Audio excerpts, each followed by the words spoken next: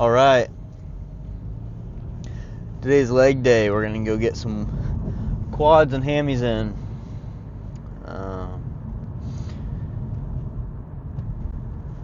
Threw down some carbs beforehand. Probably right around 100 grams carbs. I'd like to get in some more next time, but we are gonna get some pre-workout going here. Chug some water real quick.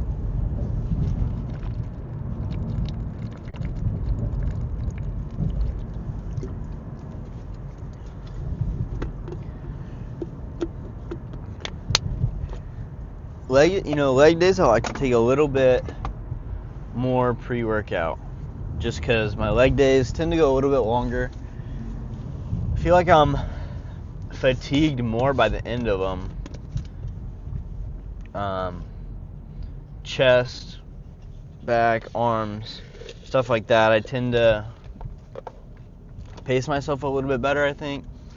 I tend to lift a little bit more weight with my legs, comparatively. I think I'm a little more conservative with my chest.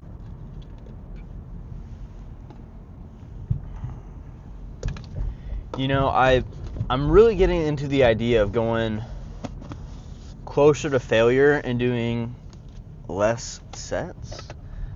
I'm kind of in between the science gym bro and classic ideas about it.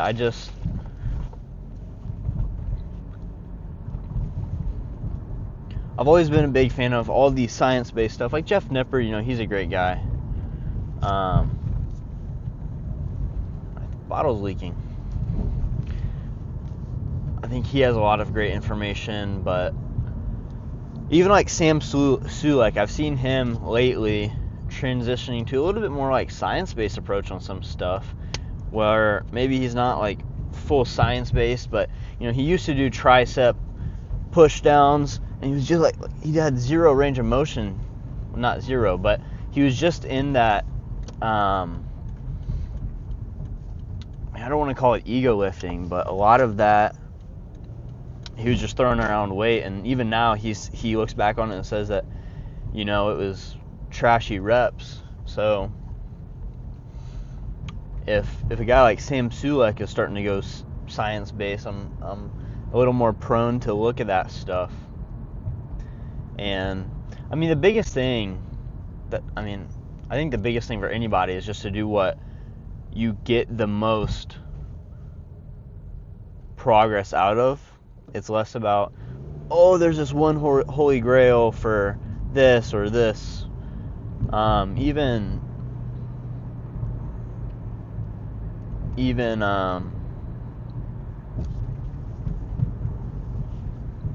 think it's for any chest movement, any back movement. There's multiple ways that you can get big, and I like to do a lot of science-basedy things that a lot of guys kind of just look at and think it's weird, but I think that's kind of funny to do weird science-based lifts.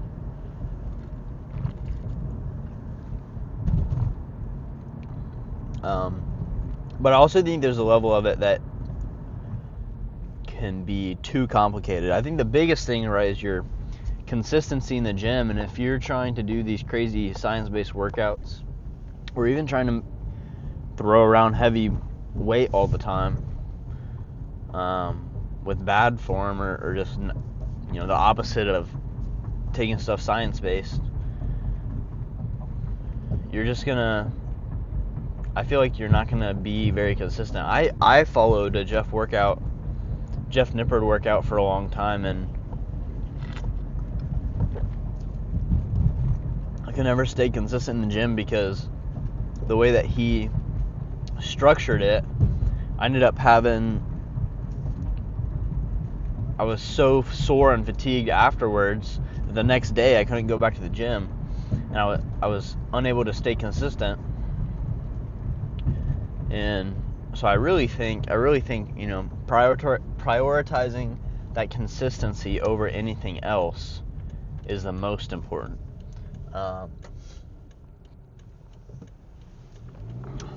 if I, I think consistency is the biggest part of growing in the gym, and I think diet's probably your second. Like I said, I need to get more carbs in. That's something that I'm as I'm going on this bulk, I'm trying to increase the amount of carbs that I take before a workout, just so that I have that sustained energy that'll help me not fatigue throughout the workout. And I mean, talking about fatigue, I don't even think you need pre-workout, maybe I'm a little addicted to it, but I think you can get a good lift in without pre-workout. For me, I like it. It kind of helps me get my mind right, and then I have the Rise protein and pre-workout, and I get a really good amount of like mental benefits from it. I feel like I'm more focused during my workouts, whereas otherwise I can be kind of sluggish and I guess zone out.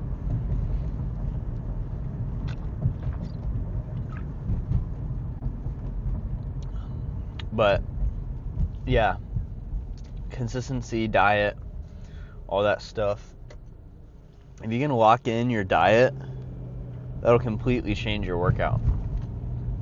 Because I can't tell you how many times I've gone to the gym and either not eaten beforehand or just ate like crap beforehand, or even the day before. I hardly even, like, I try to stay away from cheat meals just because of the fact that it makes my workouts trash. It's not even like for the calorie reasons half the time.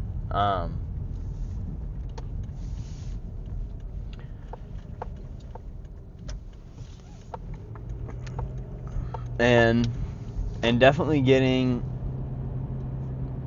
like, I think it's important to get carbs that'll break down slower. So if you can get more complex, I don't know if complex is the right word, but carbs that take longer to break down, those have like a more of a steady release.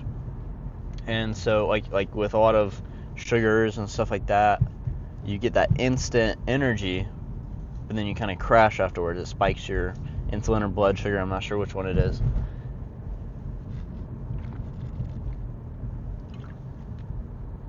And so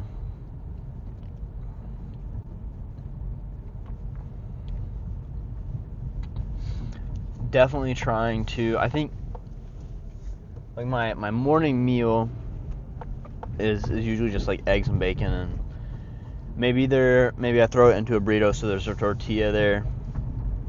But then pre-workout meal, that's where I try to get in a lot of the carbs. Post-workout meal, that's where I try to get in a lot of carbs.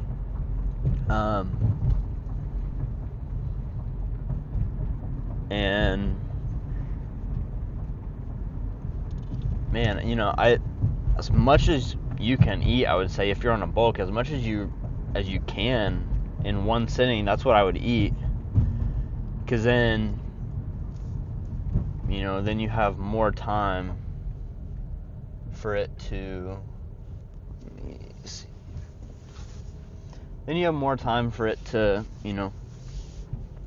sit, digest, and you should be able to eat sooner, your next meal sooner. So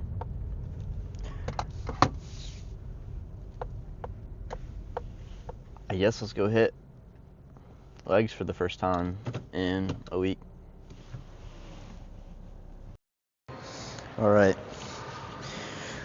this is the pre-workout pump. Okay, we're going to check the quads. I think quads are going to be the focus of today. I'm going to hit those really hard. Hamstrings, we'll look at them.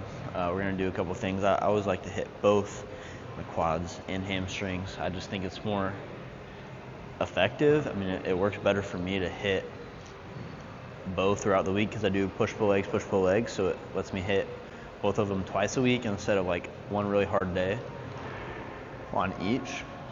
That's personally what works best for me. So this is the best. Unfortunately, let me see.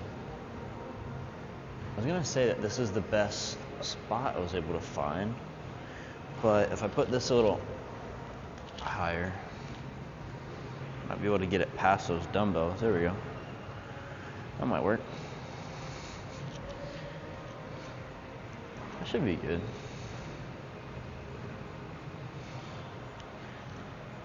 Yeah, okay, that'll work. Let me see. I did not mean to stop that right there. Okay, so I mean we should be good.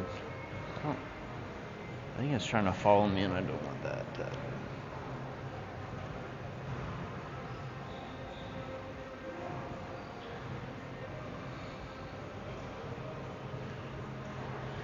All right. Okay, I mean we're good.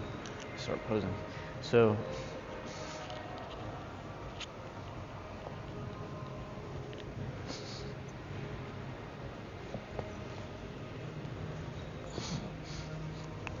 We're gonna call these spandex shorts, right?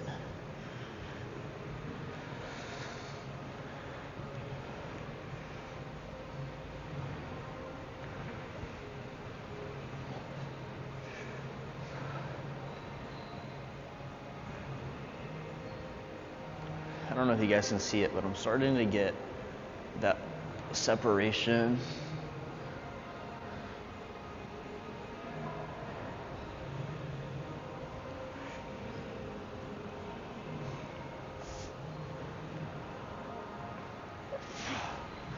Man, that makes me realize how small my calves are.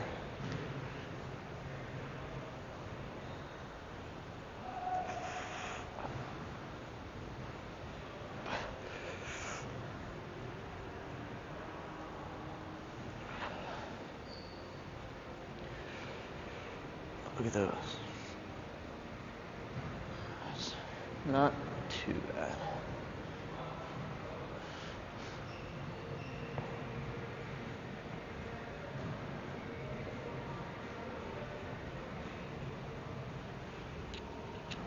You know, I am actually excited to see this lean out a little bit more when the cut comes.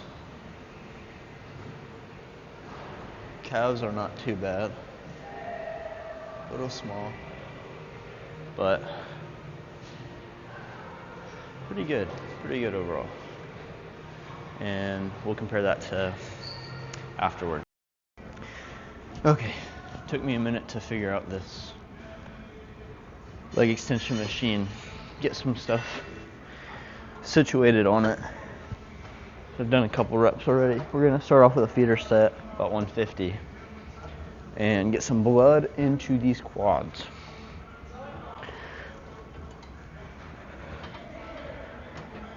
Seat back a little bit more.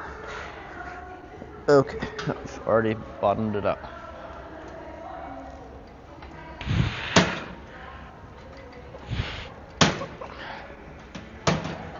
Bro.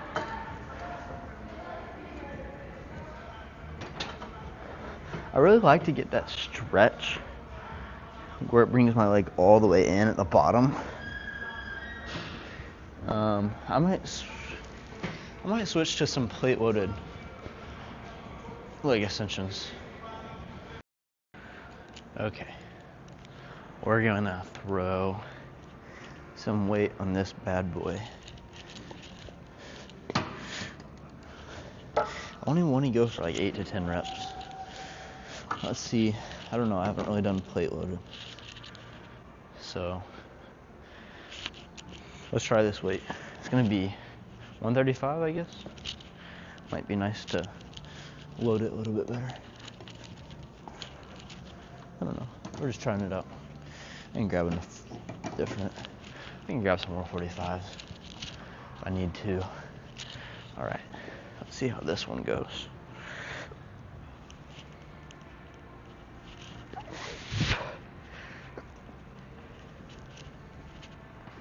Let's get the seat. Now, I'll explain something in a minute.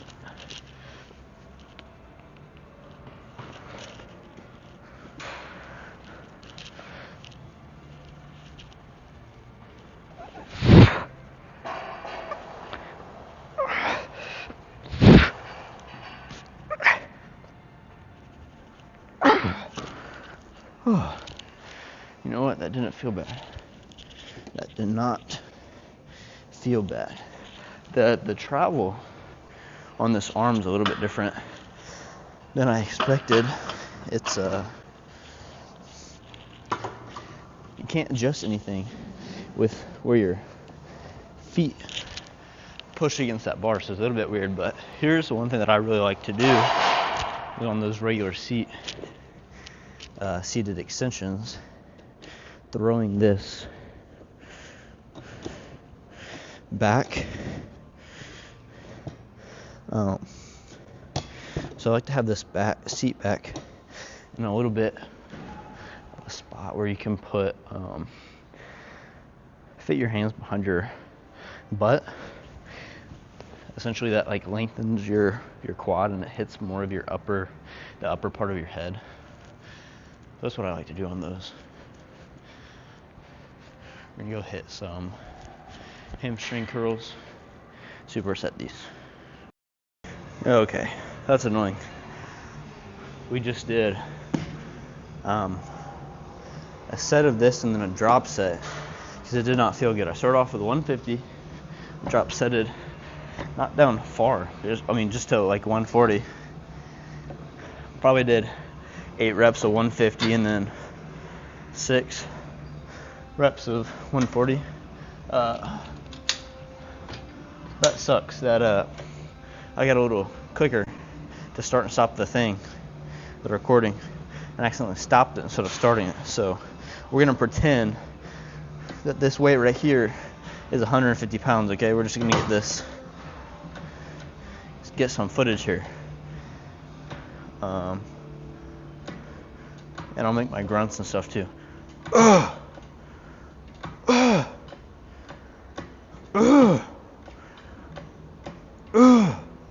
They definitely were not girly ones. Like,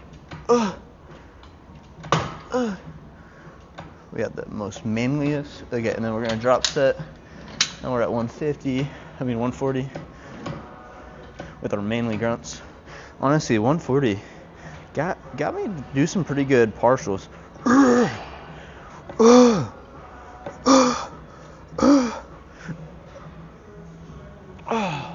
That's about how it went.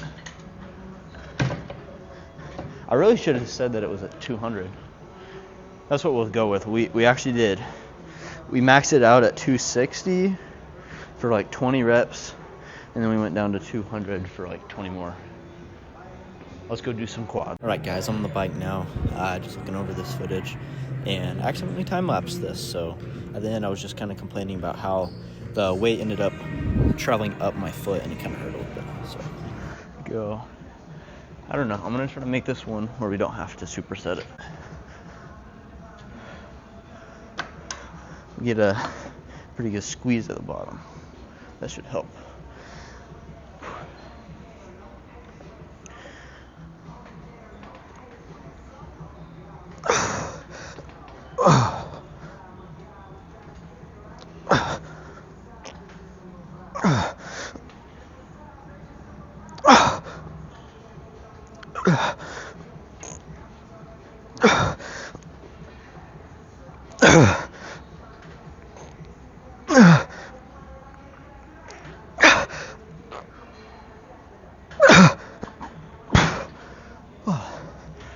That was pretty good. One more each, and we'll switch off to some leg press. It'll be fun. Okay.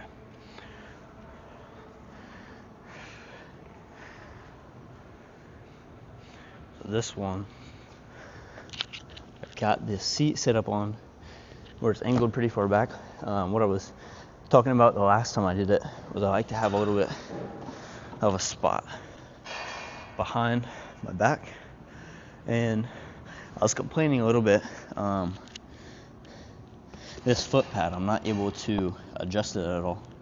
So as I raise it up, it kind of goes higher on my foot. It gets higher and higher, and it's a little bit awkward. But what I like about it is the way that it leverages the weight right here. So it almost feels like it gets getting heavier as you lift. Instead of like maybe like a cable or a pulley where it's just steady weight, it's almost getting a little bit heavier. Last one on this, we're just gonna go all the way.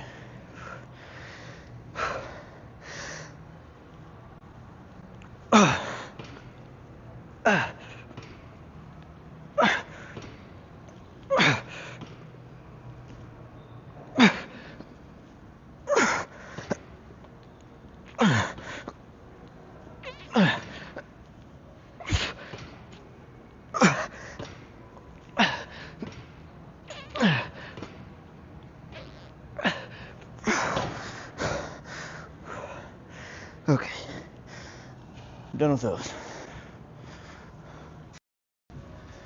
Okay, this one's gonna suck.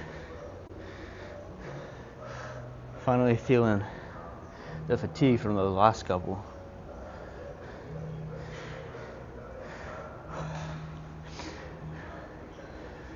I think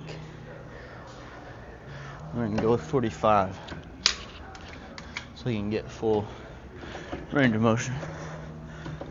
And I like doing that squeeze at the bottom.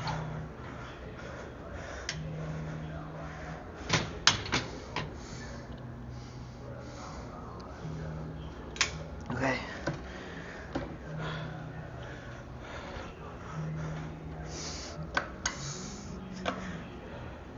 All right. Let's see where this one goes.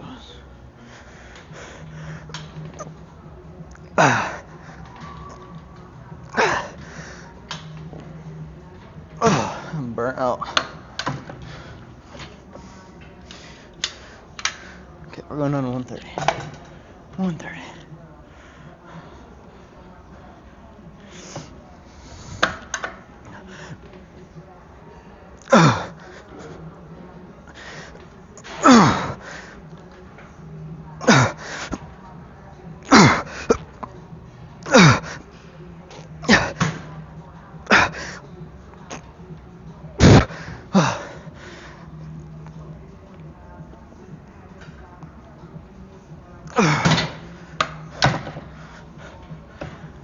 Okay, leg press. Let's see how we feel after leg press.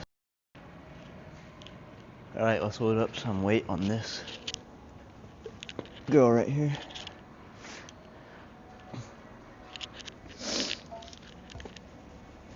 I think I'm only gonna do 2 sets. 2 sets on this. Quad and hamstrings are toast already. So, see how this weight feels. We will see how this weight feels. We'll see how getting into it feels. Oh, man, this is a very stiff bench. Alright, so just to explain on this, guys, the clip is kind of jumping around because the little clicker that I have in my pocket once again tricked me. Essentially, every time my legs come down, it's clicking that button to start and stop it at different times. So you just saw it jump from face forward, plates there on each side. We ended up doing 1 feeder set and 2 of the sets. Here's that second set there. Let's hit one more of these. There you go. One more of these, and we'll go pose. I can already feel a really good pump. They are tight. They are really, really tight.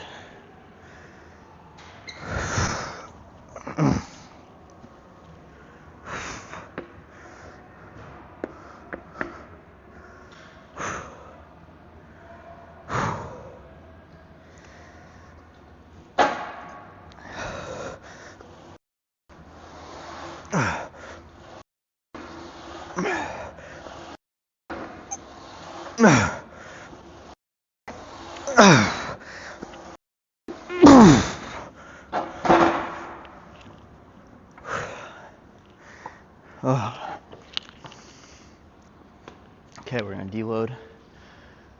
Check that pump. Okay. Let's see. So post. I think my mic's on. Yeah, okay, so we're on mic. Okay. Post legs. Let's see it. Let's see it.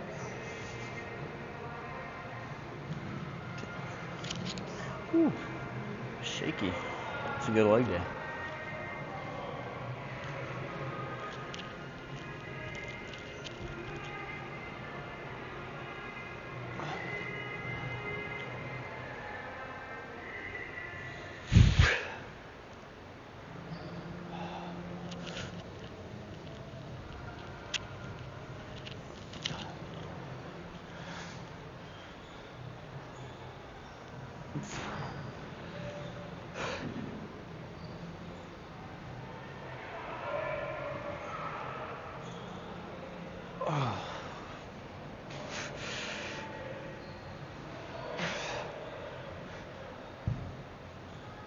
I need, man, the bulk is really, don't have crazy definition, but I can say they are getting bigger.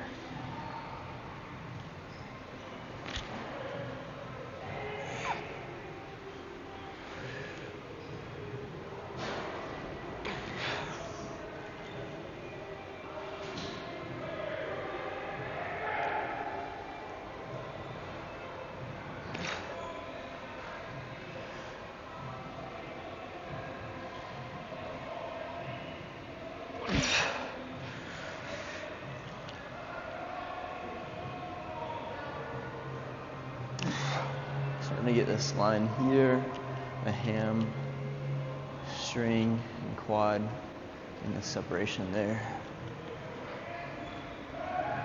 Calves are looking pretty good.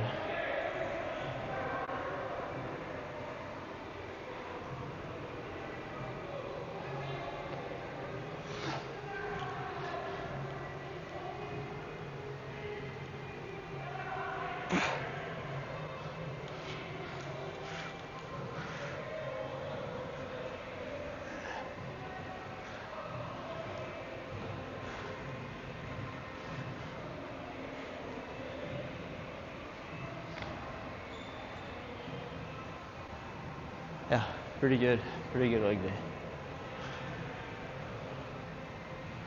Pretty freaking good leg day.